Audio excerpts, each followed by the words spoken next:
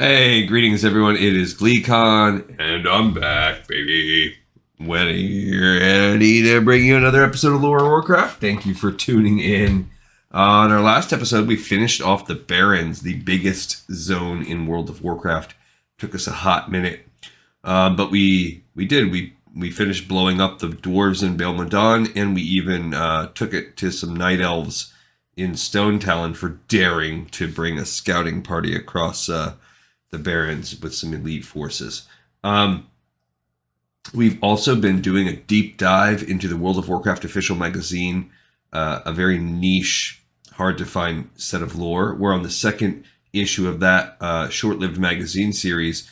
And on the last time we read through some of that, we read about some plushies that they had and some strategies for the arena and stuff like that. So stay a while and listen as we dive into it again with this first article I'm looking forward to. It's called Lore of the Titans. It looks pretty good. Anything that says lore in it, that just is par for the course for this channel. Here we go. A gigantic blade embedded in a strange, oddly shaped skull. A sprawling complex of enormous abandoned buildings. A pair of massive machines implanted within mountains. Ever wondered about the origins of these World of Warcraft landscape features? The exact purposes of these sites and artifacts are unknown, but what is known is that they came from the Titans, the race that shaped Azeroth. The Titans are long gone to destinations unknown, but evidence of their presence is strewn across the world, an open invitation to the curious to explore and ponder. And we've touched on them in Chronicles a lot, kind of retroactively.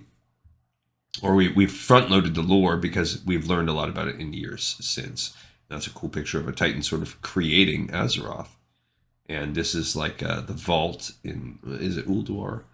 Hiding in plain sight. When the cataclysm occurs, the entire landmass of Uldum simply appears. Whatever trickery the Titans used to conceal it is gone, and takes tales of its priceless treasures spread immediately. That's that zone right in between Silithid and Ungoro Crater, right around there. Titans and the ordering of Azeroth, the shaping of the world. It says, although the elementals were powerful, they couldn't stop the mighty Titans.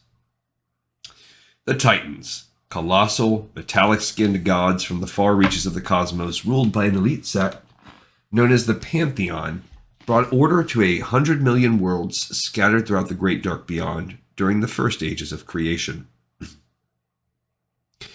As they traveled from world to world, shaping and ordering each planet as they saw fit, they happened upon a small world whose inhabitants would later name it Azeroth.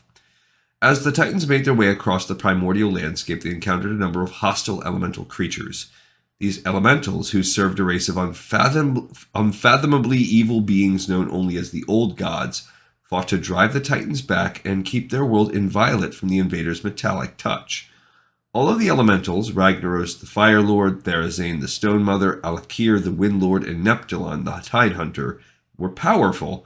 Their combined forces could not stop the mighty Titans. One by one, the elemental lords fell and their forces were dispersed. The Pantheon shattered the old gods' citadels and chained the evil gods far beneath the surface of the world. With the elementals' departure, nature calmed down and the world settled into a relatively peaceful harmony. The Titans saw that the threat was contained and set to work to reshape the planet. The Titans empowered a number of races to help them fashion the world, to help them carve out the fathomless caverns beneath the earth. The Titans created the dwarf-like earthen from magical living stone. To help them dredge out the seas and lift the land from the seafloor, the Titans created the immense but gentle sea giants. For many ages, the Titans moved and shaped the earth until at last there remained one perfect continent. At the continent's center, the Titans crafted a lake of scintillating energies. The lake, which they named the Well of Eternity, was to be the fount of life for the world, nurturing the bones of the planet and empowering life to take root in the land's rich soil. Over time, plants, trees, monsters, and creatures of every kind began to thrive on the primordial continent. As twilight fell in the final days of their labors, the Titans named the continent Kalimdor, Land of Eternal Starlight. Satisfied that the small world had been ordered and that their work was done, the Titans prepared to leave Azeroth. And that kind of goes to, if you look at like the graphic we had in the very, very beginning of Chronicles, there's that sort of dichotomy like those the opposed powers of order versus chaos, and um, primordial versus I don't even remember what the other one is. Fell energies, the void versus the light, stuff like that.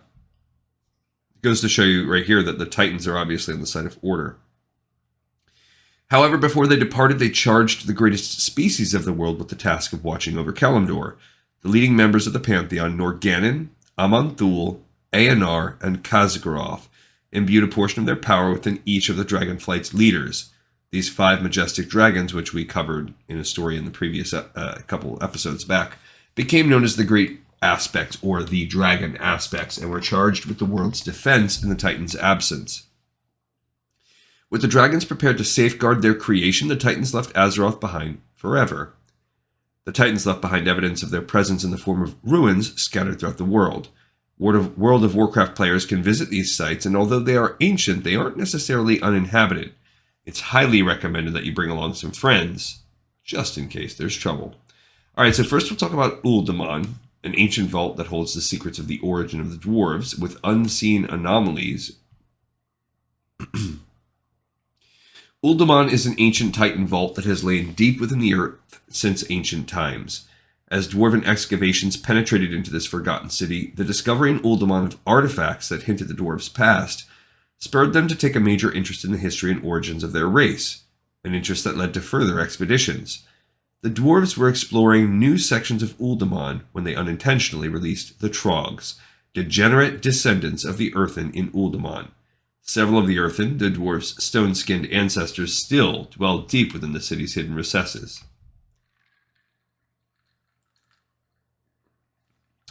The secrets of how the dwarves came into being are recorded on the fabled discs of Norgannon, massive Titan artifacts located in the depths of this ancient city and guarded by a sentient stone giant called Arcadus. Heroes can explore Uldaman and discover the lore keeper of Norgannon, a strange entity that recounts details of the Earthen, the Trogs, and the dwarves. The lore keeper states that the Earthen were a synthesized race engineered by the Titans. The Titans used a modified version of their standard subterranean being matrix to create the Earthen as helpers to assist the Titans with shaping the deep regions of the world. Created out of stone, a composition of Azeroth's various core compounds, the Earthen were designed to have increased durability and an affinity for working underground. The Titans had intended the Earthen to carry on their plans for Azeroth long after the Titans left. However, unforeseen anomalies were discovered that caused the Earthen to destabilize due to high-stress environments. The anomalies resulted in the Earthen transforming into 2 variations: Trogs, undesirable aberrations driven by force of will and cunning alone, and dwarves. The destabilization resulted in the dwarves not having a hardened physical composition like the Earthen, but they did attain higher cognitive powers. It's a cool picture of Tyr, I believe. Or that might not be Tyr, that might be Norgannon, I don't know. Actually, I like the idea of it being Tyr, but I don't know. Fighting for discoveries. Adventurers will find the secrets of how the dwarves came into being deep inside Uldaman, but only after defeating Arcadus, the ancient stone giant who guards the discs of Norgannon. Alright, so that's Arcadus, I guess. Here's a cool picture of a Earthen, maybe. Steelbreaker. Adventurers exploring Ulduar will have to defeat Steelbreaker and the rest of the Assembly of Iron if the legendary explorer Bran Bronzebeard is to unravel the mysteries of this Titan city. Okay, so that was Uldaman. There's also Ulduar. As enticing as the details unearthed in Uldaman are, the discovery of Ulduar, a Titan city nestled among the frigid cliffs of the Storm Peaks in Northrend, yields even greater finds. And the old god of death, Yogg-Saron, is shackled in the depths of this place. Legendary dwarven explorer Bran Bronzebeard spent countless hours piecing together clues about the mysterious city of Ulduar while combing through artifacts scattered across the region. After discovering that a Titan library might lie within one wing of the complex, the Halls of Stone, he set out to locate the trove of ancient information. Intrepid adventurers can assist Bran in his efforts to eradicate the evil in the Halls of Stone by defeating Shionir. While doing so, they can join Bran as he accesses the Titan library within the complex, the Tribunal of Ages, which speaks via 3 giant faces named Abednium, Kadrak, and Marnak. It's kind of an annoying boss fight. The Tribunal divulges details about the Earthen's destabilization, which eventually led to the creation of dwarves. and also reveals that parasitic necrophotic symbiotes, more commonly known to the inhabitants of Azeroth as the Old Gods, were the cause. These old gods rendered all systems, including the Earthen, defenseless with an infection dubbed the Curse of Flesh. The Titans attempted to eradicate this disease, but soon discovered that in doing so they would destroy Azeroth. So instead they created new Earthen with the Forge of Wills and implemented safeguards and protectors. These protectors were known as the Aesir, Storm Giants, and Vanir, Earth Giants. A being named Loken was designated supreme among these protectors, and the dragon aspects were appointed to monitor the evolution of Azeroth. The tribunal also reveals that the Aesir and Vanir went to war because of Loken, who also put some of the seed races, Earthen Giants and Vrykul, into stasis. The original Earthen eventually woke up from this stasis and turned into modern dwarves as a result of the Curse of Flesh. The old god of death, Yogg-Saron, was shackled in the depths of Ulduar and placed under the watch of mighty guardians, Loken, Hodir, Thorim, Freya, and Mimiron. They pledged to keep the monstrosity contained there for all eternity. The Watchers of Ulduar endured their vigil with fortitude, but the old god's insidious whispering could not be ignored forever. Over a vast period of time, the prison's head guardian Loken eventually succumbed to the will of Yogg-Saron. Betraying his allies, he seized control of the city and began directing its forces toward deadly new ends. Armies of iron dwarves destroyed the Titan safeguards in the Storm Peaks, leaving all of Northrend exposed to the growing danger. Loken can be found lurking in the Halls of Lightning, where players fight a battle against the former prison guardian. In the course of the conflict, players learn that Yogg-Saron is about to free itself from its Titan prison, which sets the scene for the epic battle that is Ulduar itself. And I always thought it was kind of neat how you've got this like alternate universe version of the Norse mythology being played out there. Within Ulduar, Yogg-Saron is not the only threat. Loken's demise has tripped a failsafe mechanism, warning the Titans that Azeroth had lost its designated protector and unleashing an even more powerful force, a being known as Algalon the Observer. He has arrived in Ulduar to undergo a threat-level analysis of the world. This enigmatic observer has decided that Azeroth's life support systems and defense mechanisms have been corrupted, and has thus initiated planetary re-origination, which doesn't sound like a good thing. Thwarting this threat is at the heart of the battle that plays out within the 10 and 25-player Ulduar raids. Adventurers have the chance to fight Algalon and prove that the denizens of Azeroth have a right to determine their own fate. Success results in Algalon revealing how to stop the planetary re-origination by transmitting a signal from Dalaran, thus avoiding Azeroth's destruction. And then there are some other Titan sites of note. Here we have some pictures of them. There's Wyrmrest Temple in the middle of Dragonblight. Currently the hangout of Alexstrasza and Chromie, Wyrmrest Temple is an important location for the 5 Dragonflights of Azeroth. This structure, located in the area of Northrend known as Dragonblight, is believed to have been built by the Titans shortly after Azeroth's creation. Within the temple is the Chamber of the Aspects, which holds entrances to 5 sacred domains, each representing one of the dragon flights. According to legend, the Chamber of the Aspects is where the Titans imbued the 5 dragon aspects with the power to nurture the budding world. There's also the Path of the Titans. I feel like that's also in Ulduar. in Dragonblight. The Path of the Titans is an ancient and massive road that leads out of Wyrmrest Temple and runs through Dragonblight. It is walked by a massive stone creature named Jotun. Jotun is larger than the other Watchers, and Azeroth's inhabitants do not know who or what he is, leaving him as one of the titanic mysteries of Northrend. And that big sword in the Storm Peaks. The Storm Peaks are home to other Titan mysteries such as the Terrace of the Makers, a Titan complex that is currently the source of a conflict between the Earthen and the Iron Dwarves. Little else is known about the Terrace as it relates to Titan history, but its titanic origin seems clear. The engine of the Makers can also be found here, an enormous construction digging into the ground, at the bottom of which rests Norgannon's binding. Bran Bronzebeard uses the binding in a quest, but its true purpose is still unknown. Close to the engine of the Makers is Uldris, a machine-like structure cut deep into a mountain north of Frosthold. In the mountains east of Uldris, there is a similar site called Loken's Bargain. It's unclear what the purpose of these structures was, though speculation is rife that these are parts of the terraforming engines used by the Titans during Azeroth's original reconstruction. Throughout Storm Peaks, there are temples that served as sanctums for the Keepers.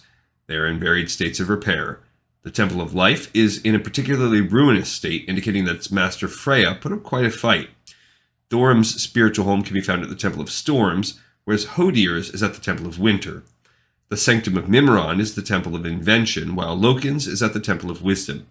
The Temple of Order belonged to the Watcher Tyr, but Tyr's current whereabouts remains a mystery to even the most intrepid archaeologist. And here's a few more. That is also part of what we just talked about in the Storm Peaks. That's a pretty cool temple thing you fly down there with Bran. Shilazar Basin and the Edemidian. That's this nature thing going on. It's pretty neat. Shilazar Basin is defended by the Avatar of Freya, who battles to keep the basin clear of undeath. The Avatar requests help in defeating the Scourge and protecting the basin, leading the adventurer to tighten facilities throughout the area. Adventurers can help in the efforts to activate a waygate at the southern end of the basin, which leads to Unguro, where an ancient Titan weapon awaits, known as the Etemidian. This weapon is an enormous stone giant capable of crushing hundreds of undead in a matter of minutes. We also have the Master's Glaive in southern Darkshore. I don't see a picture of that, actually. I don't think we'll get one. Oh, that's the Master's Glaive right there. It's a large glowing weapon embedded in an enormous skull that resembles a mollusk. The Twilight's Hammer cult believes that this skull is from a servant of an old god that was slain by a titan in an ancient battle. Onu, the Ancient of Lore, who gives a quest to explore the area, refers to the skull as being from an old lord of Earth. Baal Modan, there is an ancient titan complex at Baal Modan in the Barrens. This is something from Cataclysm. Much like the Master's Glaive, information about this mysterious location is murky, despite the best efforts of Azeroth's researchers. The scant details that have been gleaned reveal that Baal Modan was a Titan research facility in ancient times. As such, it seems likely that there are many relics and much knowledge to be discovered deep beneath the surface. But unless something cataclysmic happens to unearth these treasures, they might stay buried forever. Yeah, I guess all we really got was the tear they found, which turned the dwarf into a trog. So, I guess if we're connecting that to the old gods and how that was sort of a corrupted form, that makes sense. And Uldum. Players who fight to the bottom of Uldaman find themselves in possession of the discs of Norgannon, which lead them to the gates of Uldum in southern Tanaris. Uldum is a Titan area that has been lost beneath the sands of the desert, with only one sealed gate still visible. At the gate stands the Stonewatcher of Norgannon, a Titan construct who tells adventurers that the set of discs is incomplete without the plates of Uldum, and thus entry is not permitted. This is where the storyline ends, and for many, many years, Uldum has remained one of the great mysteries of World of Warcraft. That is, until Cataclysm exposes its secrets. And these sites are a sample of the clues left behind by the Titans. Players who keep their eyes peeled can find other mysterious structures and ruins throughout the world. Yeah, I can already think of a couple other ones, too. All right, we got some elephants. This is a tactics one. Just says for the mount. Paint the town red. Running into a capital city like Stormwind or Orgrimmar on a mission to kill the leader is no simple task, but with some careful planning, clever timing, and a few well-placed warlocks, taking out the 4 faction leaders can be almost easy. Hail to the King, baby, by Casey Lynch. We should have known better after the first wipe, and the second. Thrall wasn't going down easy, or rather the geared horde following us through his antechambers in Grommash Hold weren't about to let us put the hit on their warchief without a fight. Serves us right, though. We came light on numbers, we foolhardily ran with a geared party of 16, and high on confidence after putting Bloodhoof down with 0 resistance. But I'm getting ahead of myself. For years, players have grouped together to have a crack at sacking cities like Ironforge and the Undercity, killing as many quest givers, bankers, auctioneers, and even faction leaders as possible along the way. Originally, this was done for kicks and giggles, but the stakes were raised with the addition of the For the Horde and For the Alliance achievements, along with the bounty of a black warbear mount for those who successfully take out their 4 respective enemy faction leaders.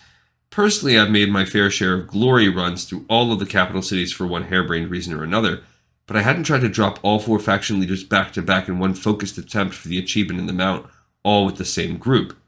Turns out it's simple if you're organized.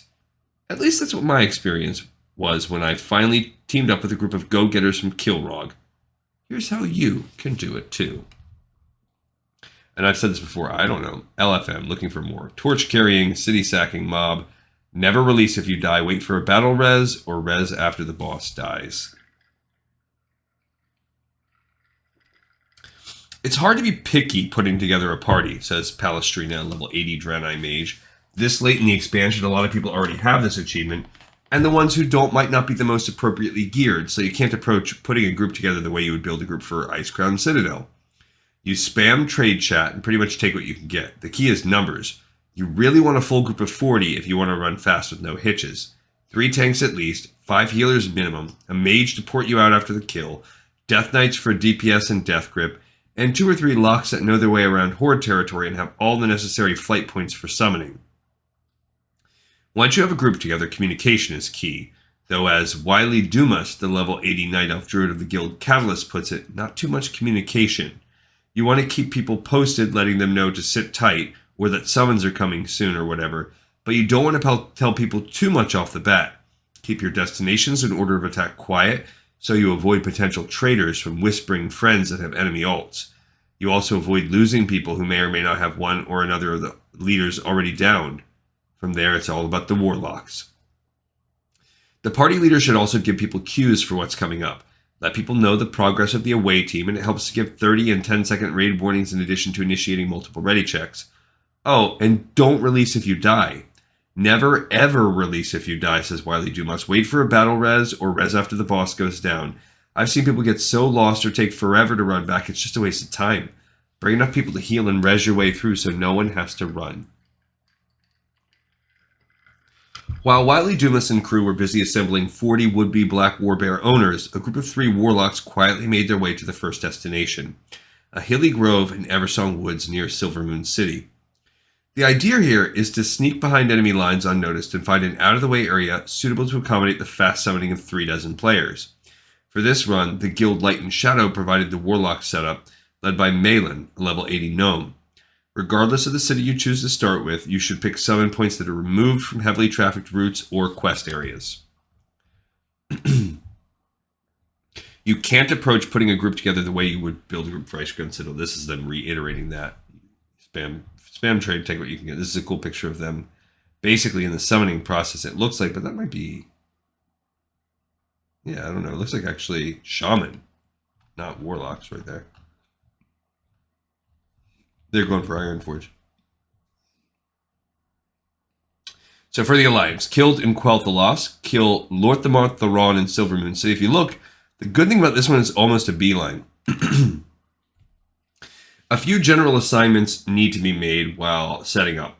Who's the main tank, who's the off tank, who's healing whom, and so on. I feel like this one would be easy now because it's a dead zone. There's very few people around Silvermoon City.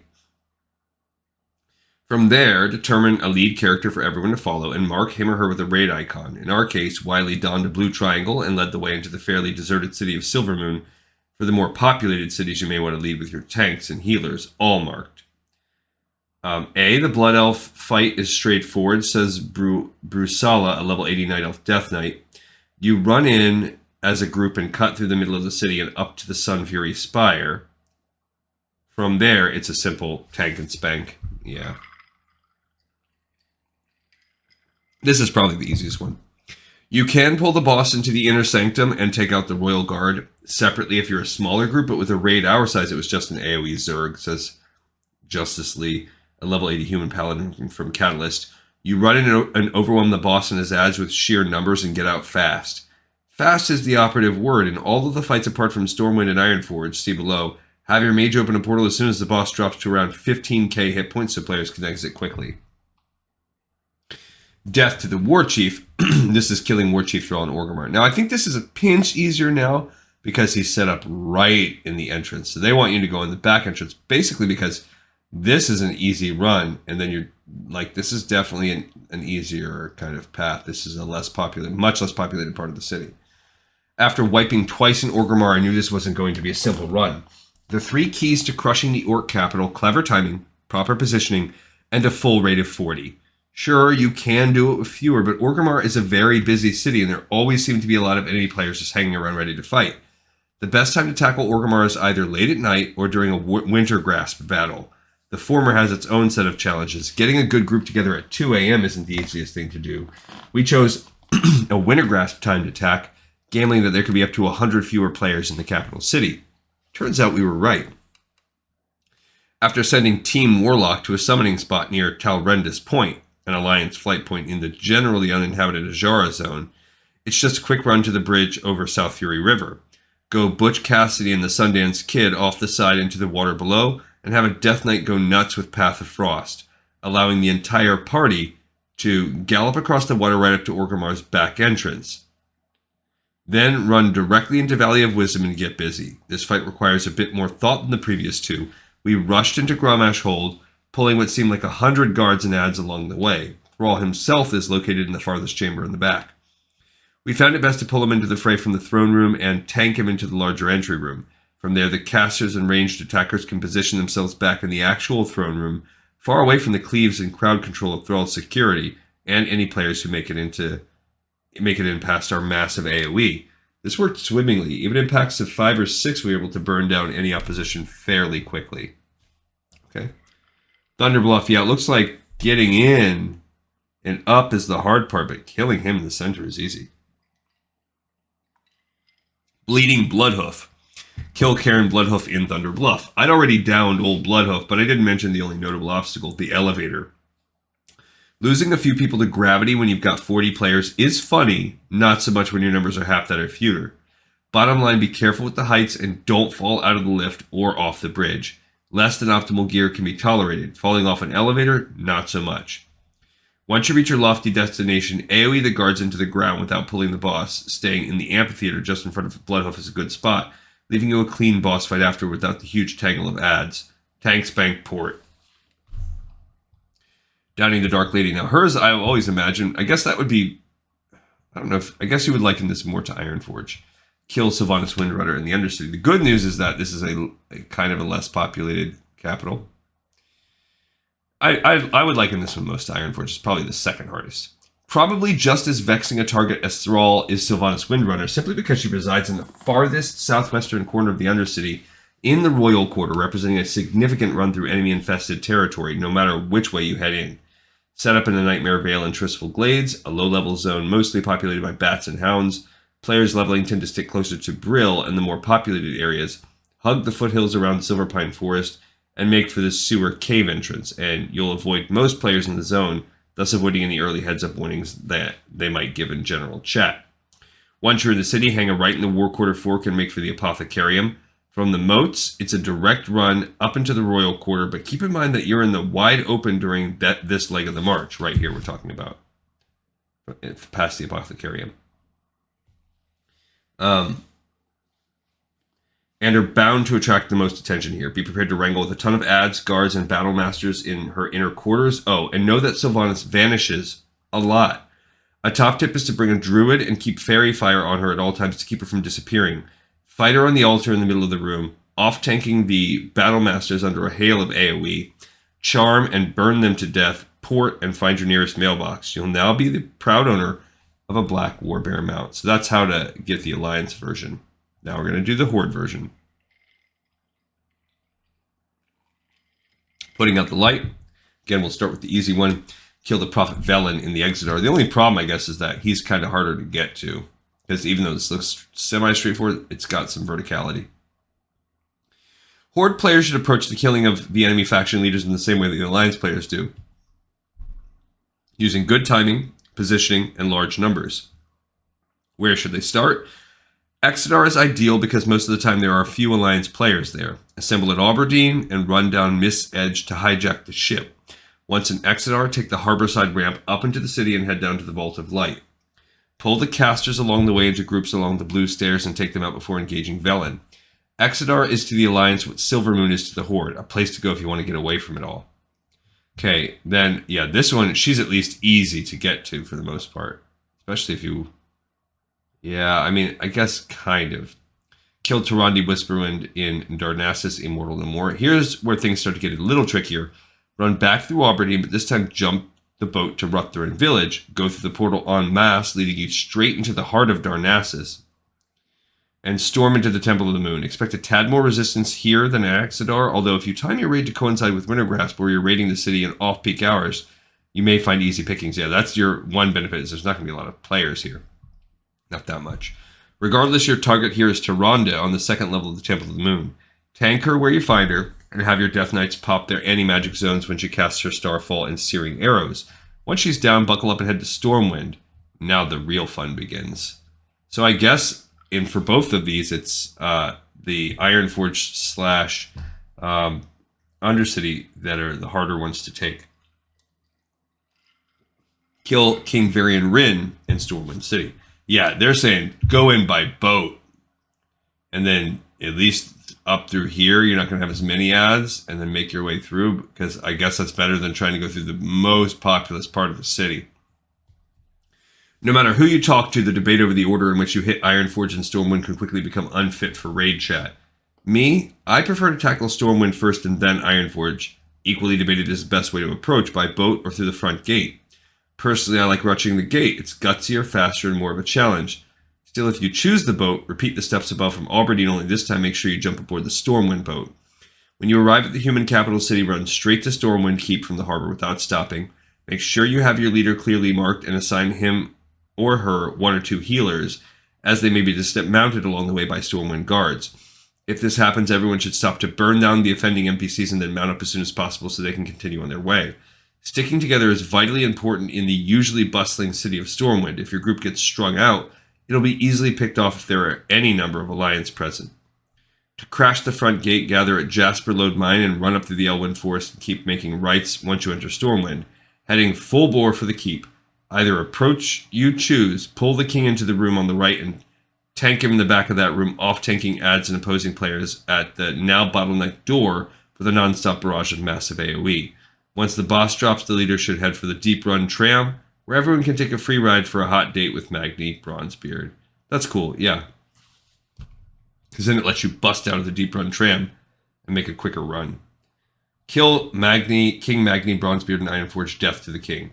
After healing and rebuffing on the tram ride to Ironforge, make sure everyone's ready and then head out of the tram station in a tight group. Like in Stormwind, staying close together is key to survival. Take a right out of Tinkertown, a left at the Hall of Explorers, and then cut a beeline through the Great Forge to the High Seat. Tank Magni in the middle of the room and off-tank the guards at the entrance facing the open door. Make sure everyone keeps a heavy AoE barrage in the doorway so that opposing players have to run through this rain of death and destruction to get at the people in the room. If need be, death grip ranged enemy casters who are firing from outside the room into the AoE barrage, and that should send them either scurrying away or kill them outright. Otherwise, blast the Dwarven King with everything you have, and the For the Horde achievement should be yours for the taking. And a shiny new black warbear, yours for the riding. Alright, so if you look at what's coming up here, this is a really big chapter about how to take down Icecrown Citadel. And if it was a small article, I would be fine. But if you look at it there, we're at page 111. This is like a 20-page article. So this would easily double the time if we started now, and we're right about the time about the minimum that I would normally stop. So I think that's where we will stop, and we'll talk all about Icecrown Citadel next time. And this time, you know what? We'll say we have another episode in the pipe, 5x5. Thank you, everyone, so much, as always, for watching, for listening, for tuning in, and I hope this was enjoyable for you. I enjoyed it. See you guys next time on Lore of Warcraft.